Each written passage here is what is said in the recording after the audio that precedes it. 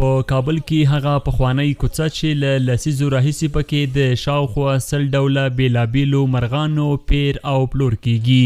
د کاپروشۍ کوڅه چې شاوخوا 2 پیړۍ تاریخي قدامت لري د پلخشتي جومات سره څیرمه جنوب لور ته پرته ده او له کلونو راهیسې دغه مرغان پکې پلورل کیږي. نجف علي 2 لسیزې کیږي چې په یاده کوڅه کې هټۍ لري او ډول ډول مرغان پلوري. نوموړی وایي له ډیره پخوا د مرغانو سره مینه لري او له خپله کاره خوښ دی. زه د ډیرو مرغانو شوق لرم لکه توتي، کوک او داسې نور. دا ماته یو ښه مصروفیت دی ځکه زه لږ څه ناروغ هم یم، بس له دې مرغانو سره مې ساعت تیر وي. والله شکر دی کارونه مو هم ښه دي. د کاپروشۍ په دې کوڅه کې د مرغانو شاوخوا 100 ډولونه شته دي. هټیوالې وایي دوی دغه مرغان له بېلابېلو سیمو راوړي او دلته یې پر خلکو پلوري. دغه کوڅه شاوخوا 200 کاله تاریخي مخینه لري یا له دې څخه هم زیات. زما شاوخوا 14 کاله کیږي چې په دې کوڅه کې هټۍ لرم، قفسونه او ځینې مرغان پلورم.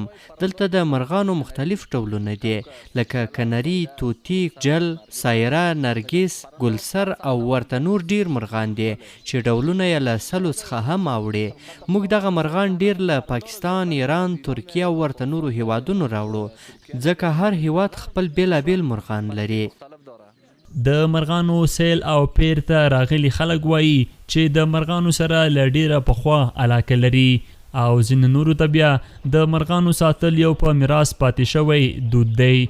دوی وایي مشرانو غړو یې له ډیره پخوا مرغان ساتل او له همدې کبله د دوی مینه هم ورسره پیدا شوې ده. دا ځای داسې یو ځای ده نو هر سړی ځي راځي ښکته نو داسې پام د سړي په بله کوي. 40 کاله کېږي زه دا پېژنم، دې سره شوق لرم خو تر اوسه هم د ما سر پرې نه ده خلاص. د دې سترګو نه تر پښو پورې کوتره خپل ځان ته یو خصوصیات لري، ډېر ښه شوق ده.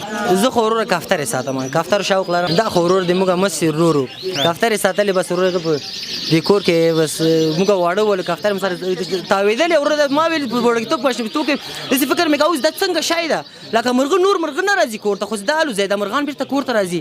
ځکه ما زه تیګای کرا کرا مې شوق پیدا شو. له شور او ذوق په ډکې دې کوڅه کې کله چې خلک راننوځي دوی یو ډول د سکون او خوشحالۍ احساس کوي.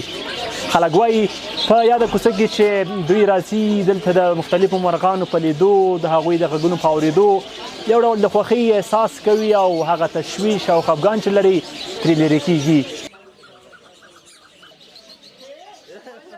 والله زه کله کله چې وطن نه راتم کابل ته خامخا د کوڅې ته یو چکر وایم ځکه چې خامخا ښکلي مرغان ښکلې پرندې وینم او ډېر خوند راکوي. د اوازونه یې دی کتلې خامخا چې کله انسان خفه یو مرغه وویني یو ښه ځای وویني او یو شور د اوازه د مرغه شان خامخا د خوشحالي احساس کوي. د کاپروشۍ کوڅه کابو 1.5 متر سور لري چې یو سر یې پخوانی چهارچتې او بل سړی منډوي ته وتلی دی. د سیمې د سپینګیرو په خبره په دې کوڅه کې اوس تر 100 ډیر هټۍ پرانیستې دي.